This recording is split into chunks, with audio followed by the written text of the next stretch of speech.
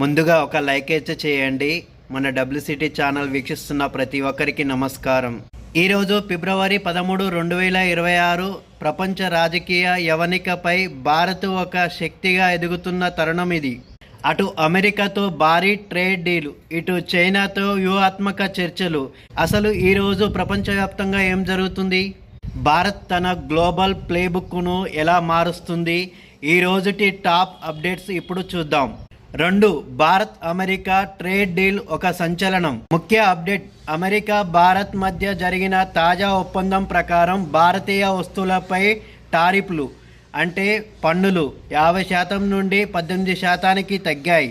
కీలక అంశం. గత 10 నెలలుగా జరుగుతున్న ఉత్కంఠభరిత చర్చల అనంతరం అమెరికా ఈ నిర్ణయం తీసుకుంది. టెస్టు: దీనికి బదులుగా భారత్ వచ్చే 5 ఏళ్లలో దాదాపు $500 బిలియన్ల విలువైన అమెరికన్ ఎనర్జీ మరియు టెక్నాలజీ ఉత్పత్తులను కొనుగోలు చేయాలని నిర్ణయించింది. 3. చైనాతో వ్యూహాత్మక చర్చలు. పరిణామం: ఫిబ్రవరి 10న న్యూఢిల్లీలో భారత విదేశాంగ కార్యదర్శి మరియు చైనా వైస్ విదేశాంగ మంత్రి మధ్య స్ట్రాటజిక్ డైలాగ్ జరిగింది.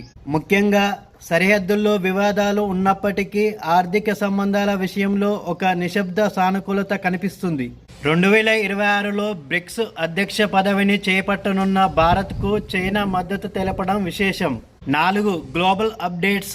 మ్యూనిచ్ సెక్యూరిటీ కాన్ఫరెన్స్ మరియు AI. మ్యూనిచ్ కాన్ఫరెన్స్ నేటి నుండి ఫిబ్రవరి 13, 17 జర్మనీలో మ్యూనిచ్ సెక్యూరిటీ కాన్ఫరెన్స్ ప్రారంభం కానుంది. ఐరోపా దేశాలు తమ రక్షణ బడ్జెట్ను పెంచుకోవడంపై చర్చించనున్నాయి. AI ఇంపాక్ట్ సమ్మిట్ వచ్చే వారం ఫిబ్రవరి 16, 20 భారత్ ప్రతిష్టాత్మకమైన AI ఇంపాక్ట్ సమ్మిట్కు ఆతిథ్యం ఇవ్వబోతుంది. టెక్నాలజీ కేవలం అగ్రరాజ్యాల సొత్తు కాదని, గ్లోబల్ సౌత్ అంటే అభివృద్ధి చెందుతున్న దేశాలకు కూడా చెందాలని భారత్ గట్టిగా వాదిస్తుంది. అంతర్జాతీయ టెన్షన్లు. ఉక్రెయిన్ సంక్షోభంపై కాల్పుల విరమణ చర్చలు మరియు ఇరాన్ అమెరికా మధ్య జరుగుతున్న తెర వెనుక చర్చలు ఈరోజు అంతర్జాతీయంగా హాట్ టాపిక్స్. 5. ముగింపు కంక్లూజన్. మొత్తానికి 2026 ఫిబ్రవరిలో భారత్ ఒక మల్టీ అలైన్మెంట్ వ్యూహంతో ముందుకెళ్తుంది. అంటే ఎవరికి తలొగ్గకుండా తన సొంత ప్రయోజనాలే పరమావధిగా అటు వెస్టు ఇటు ఈస్టు దేశాలతో సమన్వయం చేసుకుంటుంది. మరి భారత్ తీసుకుంటున్న ఈ నిర్ణయాలపై మీ అభిప్రాయం ఏంటి?